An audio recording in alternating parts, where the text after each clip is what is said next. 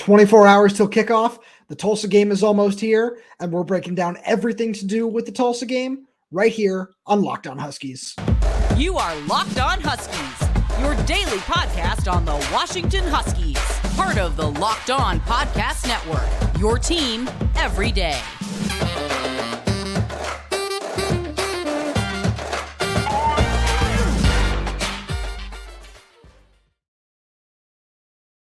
To a Friday edition of Locked On Huskies. It is a 24 hours from kickoff Locked On Huskies edition. I'm Rome Tomashoff. That's Lars Hanson. We write for Inside the Huskies with Fan Nation and Sports Illustrated. You can check out all our written work at si.com/college/Washington. And just a reminder to everybody out there that this episode is brought to you by Gametime. Download the Gametime app, create an account, and use code LOCKEDONCollege for $20 off your first purchase. Lars Hanson, this is going to be a fun game. And, after the whole Montana debacle of a couple of years ago, I stopped making predictions as a whole because I had so many people like, oh, hey, should I do this for this game? Should I do that? And I was like, yeah, for sure. These are all going to hit. Obviously, what happened. So I'm sorry to remind all Husky fans out there about that. But I wanted to just kind of give a little bit more background as to why I personally don't make score predictions anymore. And I just give hot takes, and I don't say any school ever is like this is just a throwaway game where, they'll be up 55-0 by halftime, because I'm always wrong when that happens. So I'm never doing that again. But I do think that it's always really fun to talk about keys to the game. So Lars, what is your number one offensive key to the game? I know it's almost cliche because we know, again, what the offense has to do to win the game. But it really starts with running the ball because, as we saw against Boise State, they weren't able to run the ball in the first couple of series, so they had to use the passing game a little bit more.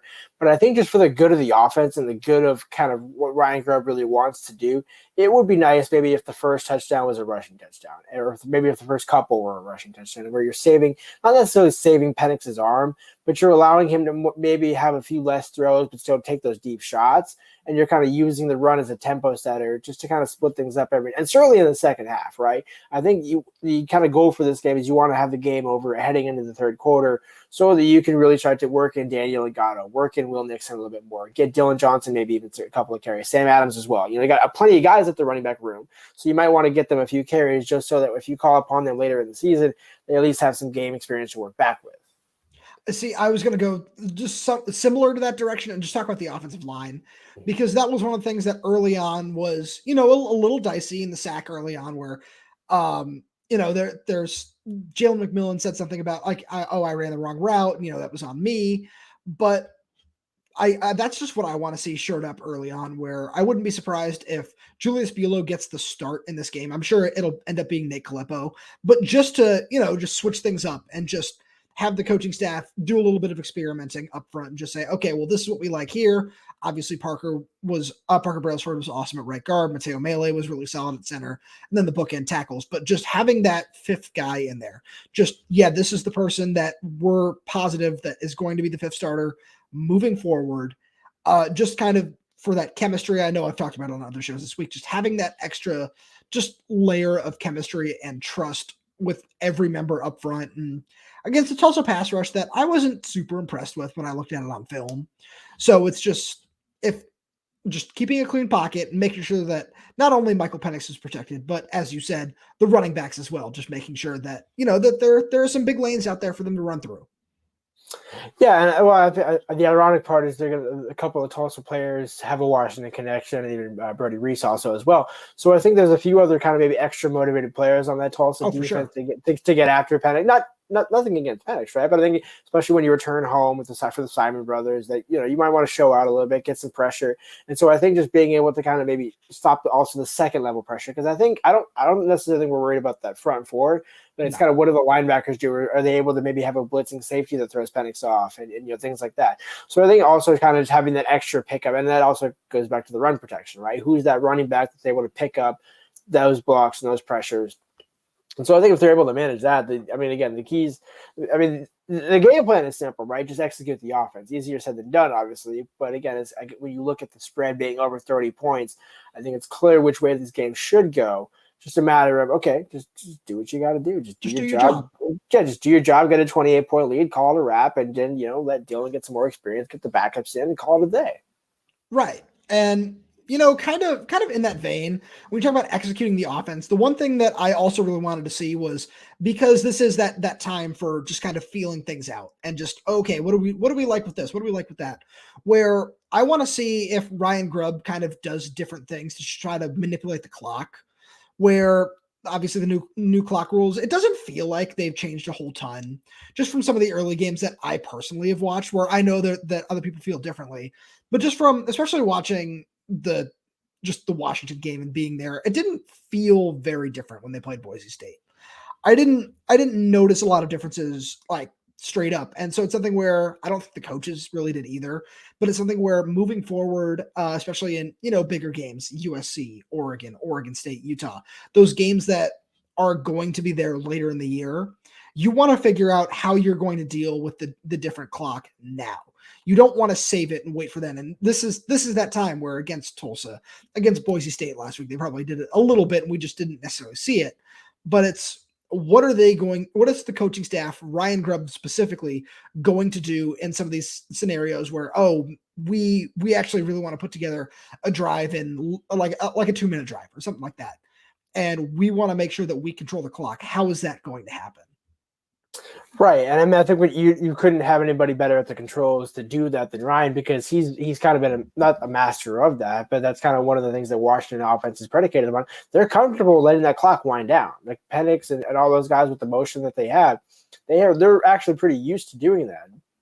I think the only thing that it really does is it just takes away about 4 or 5 plays is kind of what the average has been for the first week and a half of college football. So you're only missing 4 plays. For Washington, that's not a ton, but that also could be 4 touchdowns, right? I mean, this offense can score quickly and score at will when it really wants to. We saw that on Saturday. So there's kind of to your point, 2 ways to view this, where you do want to control the clock and maybe eat up a little more chunk time, but then you also do want to have a quick strike, because if you're able to score on those 3 drives, now you're up 21 points. And your defense is able to sit back and really get after it. Whereas if you're letting them grind it out, maybe you're now taking away those drives that you might have otherwise to even extend the lead further. So I think it's a risk and reward. It depends on kind of where you're at in the game to when you want to execute that slower tempo offense. Right. And actually, because the last thing that I really wanted to make sure we touched on in this segment was something that you said earlier, where I don't know if they want to just establish the run with scoring early on, because one thing that I think that they really need to do in this game, because we saw just what kind of Heisman campaign started for Michael Penix following the Boise State game. And yeah, it's Tulsa. We get it. We get all those things. But if he just, adds 4 or 5 more touchdowns just to his stat sheet for the end of the year for these. And again, it's not like, oh yeah, he's certainly going to be in New York at the end of the year. If he plays like he did in week 1, yeah, he probably will be. But if he just, it just has a way to just pad his stats a little bit. And I know that's something that no player ever says that they're going to do, or even really thinks about it for the most part. But it's something where I know that the coaching staff trusts and just really appreciates everything he's done. They know how hard he's worked to come back from some of these injuries. So I really think that they want to make sure that he gets his credit and gets what he has rightfully earned. That's fair. I mean, I touched on it a couple of days ago when I said the other way to get the running backs involved is with the passing game. So I think maybe that's where the happy medium comes into play, where maybe you hit Dylan Johnson for a 20-yard wheel route touchdown, to where now he's able to get his passing touchdowns at, but you're also able to use the running backs a little bit more and kind of just get them more involved in the game, because we know that this offense is going to cook from the receiver standpoint, even from a tight end standpoint. But if we can allow and see what can Daniel Ngata do as a pass catcher and things like that, where your Penix is still getting those yards and those touchdowns, but you also you still don't want to neglect the run game at the same time. Right. And, now I know some people noticed that I lost some hair this week due to a haircut. It's time to talk about Nutrafol. Did you know that 80% of men will experience hair thinning in their lifetime? It's normal, but it doesn't have to be your fate. You can get ahead of thinning with Nutrafol. Nutrafol is the #1 dermatologist recommended hair growth supplement, clinically shown to improve your hair growth, visible thickness, and visible scalp coverage. Nutrafol's hair growth supplements use physician-formulated, natural, science-backed ingredients. They're drug-free, patented technology provides consistent, reliable results without compromising your sexual health. Go to Nutrafol.com/men to take their hair health wellness quiz. Identify causes of your thinning hair, and Nutrafol will give you a personalized plan for better hair health through whole body wellness. Nutrafol supports healthy hair growth from within by targeting root causes of thinning such as stress, hormones, environment, nutrition, lifestyle, and metabolism through whole body health. And it works. In a clinical study, 84% of men showed improvement in their hair after 6 months taking Nutrafol's men's hair growth supplements. Take the first step to visibly thicker, healthier hair. For a limited time, Nutrafol is offering our listeners $10 off your first month subscription and free shipping when you go to Nutrafol.com/men and enter the promo code LOCKDOWNCollege. Find out why 4,000 healthcare professionals recommend Nutrafol for healthier hair. Nutrafol.com/men, spelled Nutrafol.com/men, and enter promo code LOCKDOWNCollege. That's Nutrafol.com/men, promo code LOCKDOWNCollege. That's always a lengthy ad read for me, but we got through that one. And now it's time to flip from the offense to the defense. And I want to give you the floor here because I feel like we know what we're going to say for this segment in particular, but it's still, there's a lot to be discussed with the defense because we talk about the expectations for this team all the time.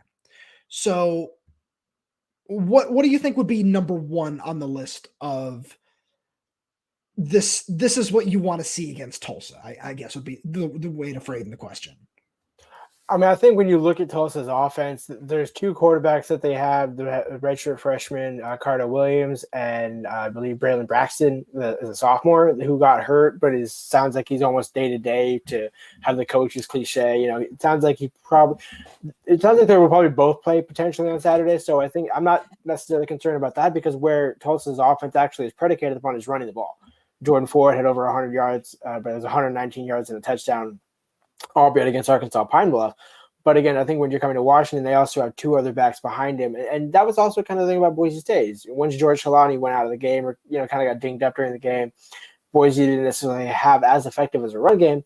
But we did also see how the running backs impacted the ball. So I think the defense is kind of corralling the running game in general, both stopping the run and preventing the screen passes, because it doesn't really matter who's necessarily a quarterback. Neither of them are going to have the experience, especially playing in a stadium like Husky Stadium. So I think really if they can establish the run, start to rip off a few drives, maybe not a few drives, just a few long carries that can actually, give their offense some confidence. And if you're Washington, you want to, nip that pretty early on, just allow your offense to get a 14-point lead, a 17-point lead, however you want to look at it, and then start to pin your ears back. And that's where the edges can get some sacks. And that's where you have more control of the game. And going back to the previous segment where the offense can start to dictate the game even more. Right. And I think the biggest key for Tulsa's offense, really, if they want to, cover the spread, do whatever, because again, no predictions for me. But if they want to do any of those things, that their biggest key is just controlling the game, and that's controlling the clock. So they will have to drag out those drives and, pick up some tough third downs if they want to do anything. And that does start up front. But I also think that, sometimes that I think that one of the biggest problems that we saw last year was not only third down conversion rate against especially the secondary, but just how easy it seemed on, 3rd and 4, 3rd and 5, where there were times where Brilliant Trice and Jeremiah Martin and whoever else would hit home and, force a pressure, get a sack, whatever it might be. But if the quarterback was able to throw in rhythm, especially on quick slants, on just some of those easy design plays where it's, there's going to be somebody here. There's going to be somebody open. I don't even have to think about it. Just one step and throw. Those were the kind of plays that really seemed to give the defense a lot of trouble last year. And it's that we talked about on Thursday's show, that quick trigger, that just go get the ball. And that's something that I think that we might see some of the defensive backs get a little bit over aggressive, might get called for a penalty or two because they're going to just try to step in front of some of these routes and get a takeaway. Yeah, and I think, again, competition being what it was, Carter Williams completed 13 to 14 pass attempts. So he showed pretty accurate. And again, obviously you expect Washington's secondary to be certainly much better than that. But I think coming in with that confidence does kind of add a motivation for Washington to say, hey, okay, you're not doing that against us. Like, cool, maybe you're promising for an AAC quarterback down the road, but this is Washington, this is the Power Five, we're headed to the Big Ten next year. This is kind of this moment where if Devon Banks is going to get a pick or two, you got to do it in this game, sort of thing. And Jabbar Muhammad is over. You're almost begging for Jabbar to get an interception in this game, right? Kind of, this is that game, especially before you go into next week against Michigan State. You want to be able to say, hey, look, no, we got this understood. We had some not struggles necessarily against Boise, but maybe some inconsistencies against Boise, and you want to clean that up heading into Michigan State. Right, you want to play a really clean game on the road in that Big Ten environment, which future Big Ten members just are going to get a taste of that. But another thing that I really wanted to talk about, and you talked about the defensive line, but it's something that I know I've harped on this show a lot throughout just the entire summer, just every time that I get a chance to talk about it, because I love talking about defensive tackles just getting pressure, because nothing wrecks a game faster. Yeah, like, a great edge. Like if you look around the NFL, a Myles Garrett, a Nick Bosa, just anybody like that. Yeah, those guys can, wreck a game with a couple of different plays, but nothing destroys a game plan like an Aaron Donald or a Chris Jones or just some of these defensive tackles that just collapse the pocket and command so much attention and open up opportunities for edge rushers. And that was something that when I talked to Eric Schmidt, he told me that, I was really happy with what Braylon Trice did. There were a couple of times where he got good rushes, he did the right things, and he just didn't get an opportunity to finish the play with a sack. And of course, that's something that, is going to be just that we're going to be looking for on Saturday, just making sure that pressure was there. But it's the same thing where it's, Fatu Tuitele is healthy and he plays. Or with Latuli Gasanoa can command some of that extra attention, get a couple of pressures. Maybe Voy Tanufi lines up inside to just create some havoc. If those guys can just kind of change the game from the inside, then the pass rush is going to just have a field day and be able to do whatever they want. Real quickly, I got to remind everybody home about Locked On College Football Live, because college football season is here. And this season, Locked On is kicking up our coverage with Locked On College Football Kickoff Live each Friday. Today, Locked On will go live from 11 a.m. to 1 p.m. Eastern on every Locked On College YouTube channel. College Football Kickoff Live will cover playoff implications, conference rivalry games, and go in depth like only Locked On can, including insight and analysis from our stable of Locked On College hosts covering their team every day. Find Locked On College Football Kickoff Live every Friday from 11 a.m. to 1 p.m. Eastern on any Locked On College YouTube channel, so you can find it right here on Locked On Huskies. You won't want to miss it. Okay, I've said my piece. I talked a lot. Now it's your turn. Yeah, I mean, that's the worst transition in the world. Go for it. No, you're good. I mean, I think, but yeah, to the point of, I think one thing I'm curious to see is how does that pass rush look different? Because it's not just necessarily about pure pass, what is it, bull rush, right? Where you're just straight up just going right after the quarterback. I think, I want to see how does Washington mix in some stunts, because again, similar to what I said against Boise State, you're not giving away your entire playbook here, especially against a team like Tulsa, especially. Certainly not when you're going into Michigan State. But I do think they might try some things, to your point, with a Voy, with maybe a Javon Parker, with maybe even a Sakai, right? And that second team where maybe they won't play as much time against Michigan State, but you're still using the same concepts to say, okay, hey, can Braylon come inside, right? Not necessarily line up as an interior defensive lineman, but as a stunt, you're coming up the middle versus trying to go around the left tackle or right tackle, whoever he ends up lining up against. So I think there's different ways. I mean, even Eddie was able to get the sack against Boise State.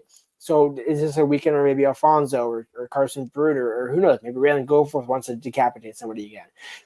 I think there's plenty of different guys that have the potential to do it, because we have to remember with the pass rush, yes, that ideally you want your premier edge rushers to be the ones doing the bulk of the pass rush, but they should not be the only ones doing it. And I think this is a perfect opportunity for some of those younger players and, second and third team guys, backups, to really show what they can do, especially if they can kill the game off early. So I know this is an offensive question, but it plays really well off of what you said. You talk about not showing the entire playbook. How much of Ryan Grubb's playbook do you think we have actually seen over a season and one extra game? Probably about 60%.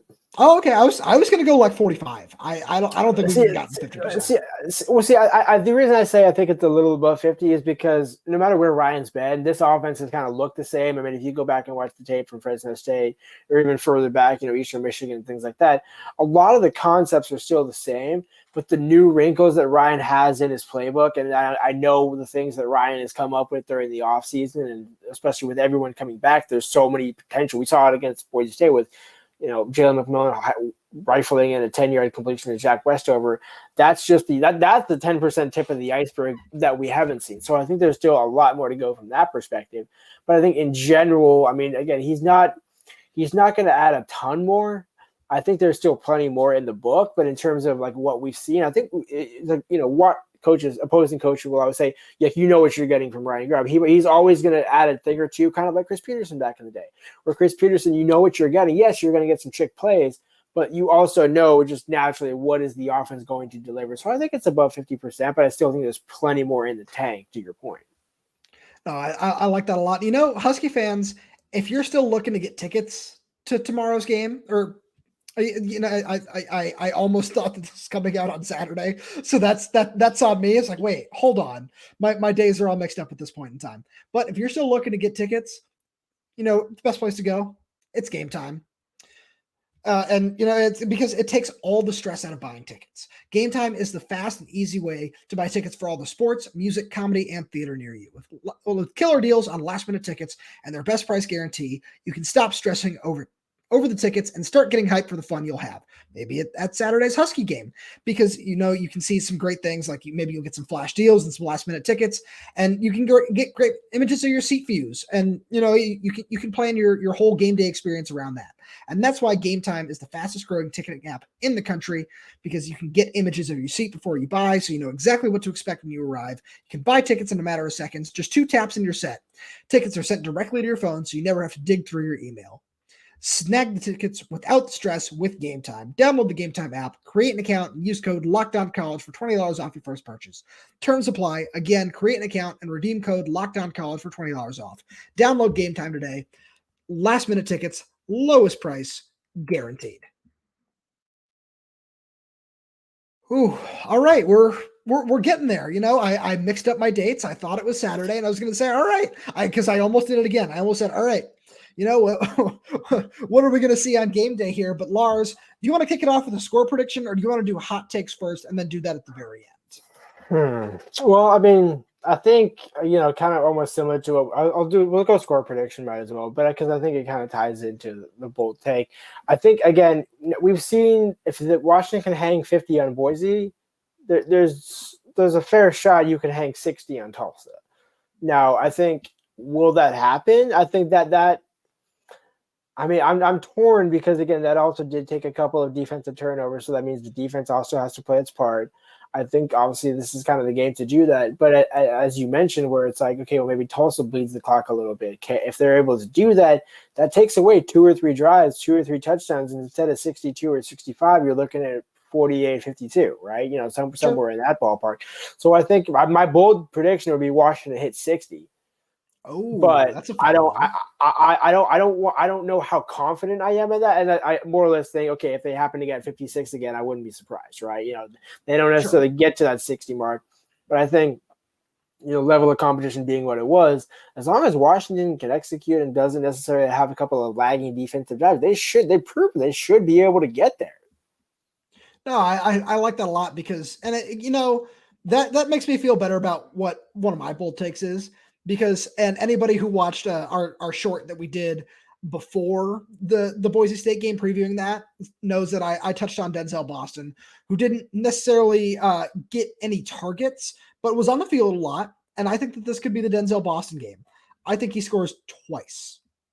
I think that he's the guy with 2+ touchdowns, because he's just so talented. And we saw everybody else get their love last week, right? And we're still going to see Rome Odunze probably go for 100 yards, because he can do that in his sleep at this point. Jalen McMillan, Jalen Polk, Jeremy Bernard, they're going to get their targets. Devin Culp, Jack Westover, Dylan Johnson. Now I'm just naming people to say that there are a lot of talented members of this offense. But I think that Denzel Boston, who was really, really impressive throughout fall camp, is somebody who it's going to happen at some point. And another reason that, maybe that Ryan Grubb would want to put that on film is, oh, this is just another guy that Michigan State is going to have to worry about. And everybody else is going to have to worry about going forward. And then, if you still think that he needs to continue to develop well, you just get the most out of Rome and the Jalens at this point in time. It's Denzel Boss on the field. We've seen him go for a couple of long touchdowns in this Tulsa game, so we have to be prepared for that. And then, what do you know? They forgot about Rome Odunze on the other side of the field. I think that that's something where I understand why my thinking on that might be a little weird to wrap your head around at first, because it was weird for me to wrap my head around it when I first came up with it. And then I was like, no, this is fun. I like this. I'm going to make sure that people hear this.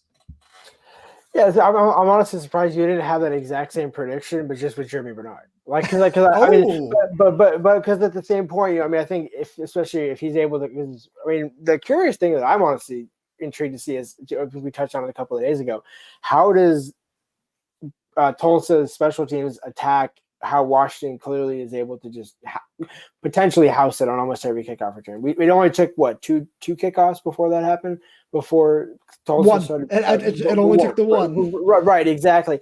I mean, so I think you're certainly going to see Jeremy back out there as a kick returner, because I think he fairly much solidified it. My curious part is, maybe does Washington try a little bit differently? Do they line up a few other options as upmen that maybe, I don't want to kick it to him either. So now you're in maybe a little bit more of a question where you're a cat and mouse sort of game, if you will. The other thing I'm gonna make you double down on that though. If they do line up somebody else as an up man, like let's say where Jack Westover caught one last week, who is that person? I want to know. I think that's fun. I mean, it won't happen with Jalen McMillan. Wouldn't that be hilarious if you put Jeremy back there, and either Daniel or, we saw Richard Newton, I believe, unless it was Devon Banks, lined up next to him as kind of the lead blocker in that on kickoff team. Jalen would be that perfect kind of, okay, crap, we don't want to kick it to him, but you also don't want to kick it to him. And now you're really making the defense start to think. Because I think, in the same breath, you don't want to put Jalen into so many certain situations where if he's able to just get, you don't want this, but blindside block on a kickoff, and now you're losing him unnecessarily. I don't think necessarily Washington, especially against Tulsa, would want to try that. But maybe at some point down the season, that's how you combat that. But I think it's interesting. Maybe Josh Cuevas. I think he's certainly sure that.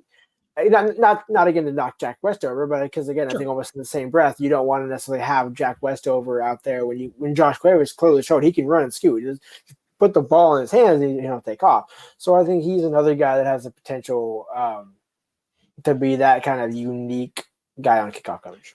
Where else but Locked On Huskies are you going to get 2 minutes on kick coverage?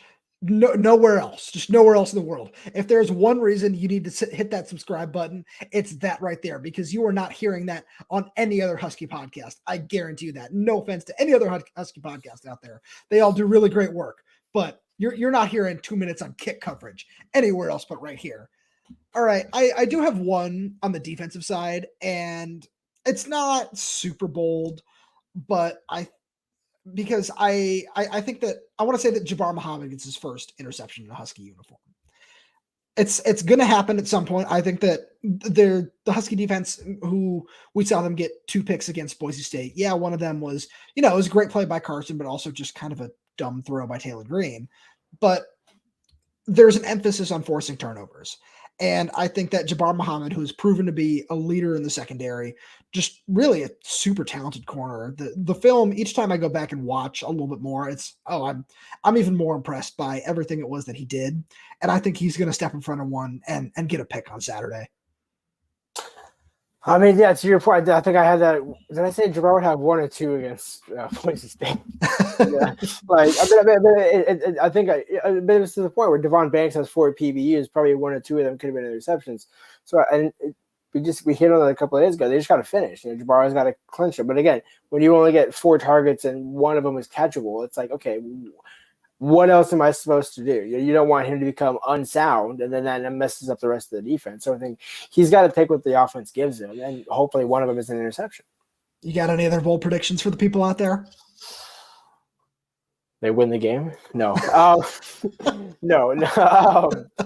No, I do. I am. You know what? Give me Jimmy Bernard anytime touchdown on a kickoff return. I'm going to steal yours from last week. Oh, there we go. Okay, I like that a lot. I mean, you saw the burst. You know he's going to do it, and if ever there was a week to do it, maybe. I mean, other, I guess, kind of have 50-50 on that. Jalen McMillan as a punt returner, maybe he gets a touchdown. I think there's going to be a special teams touchdown. That'll be my bold prediction. Special teams touchdown of sort.